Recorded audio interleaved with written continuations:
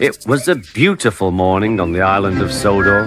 Thomas the Tank Engine's blue paint sparkled in the sunshine as he puffed happily along his branch line with Annie and Clarabelle. He was feeling very pleased with himself.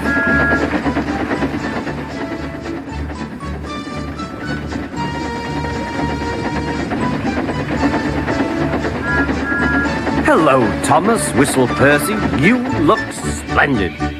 "Yes, indeed," boasted Thomas. "Blue is the only proper color for an engine." "Oh, I don't know. I like my brown paint," said Toby. "I've always been green. I wouldn't want to be any other color either," added Percy. Well, anyway, huffed Thomas, "blue is the only color for a really useful engine. Everyone knows that." Percy said no more. He just grinned at Toby. Later, Thomas was resting when Percy arrived. A large hopper was loading his trucks full of coal. Thomas was still being cheeky. "Careful," he warned. "Watch out with those silly trucks." Go on, muttered the trucks. "And by the way," went on Thomas, "those buffers don't look very safe to me." The last load poured down. "Help! I'm choking!" cried Thomas. "Get me out!" Percy was worried, but he couldn't help laughing. Thomas's smart blue paint was covered in coal dust from smoke box to bunker. "Ha ha!" chuckled Percy. "You don't look really useful now, Thomas. You look really disgraceful." "I'm not disgraceful," choked Thomas. "You did that on purpose. Get me out."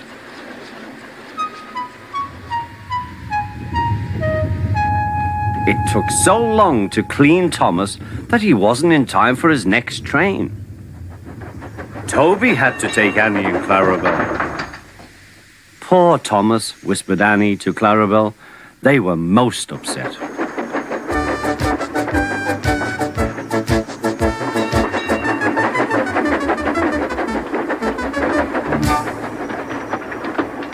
Thomas was grumpy in the shed that night.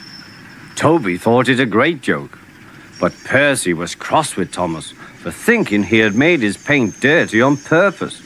Fancy a really useful blue engine like Thomas becoming a disgrace to the Fat Controller's railway.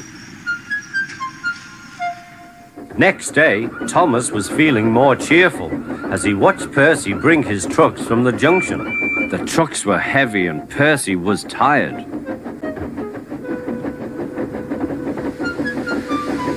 "Have a drink," said his driver, "then you'll feel better." The water column stood at the end of the siding with the unsafe buffers. Suddenly, Percy found that he couldn't stop. The buffers didn't stop him either. "Oh!"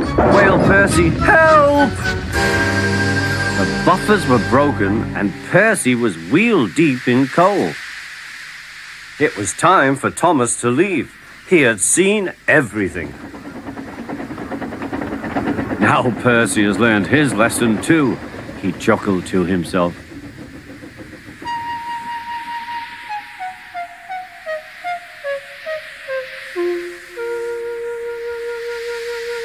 That night, the two engines made up their quarrel. "I didn't cause your accident on purpose, Thomas," whispered Percy. "You do know that, don't you?" "Of course," replied Thomas, "and I'm sorry I was cheeky. Your green paint looks splendid again, too. In future, we'll both be more careful of coal."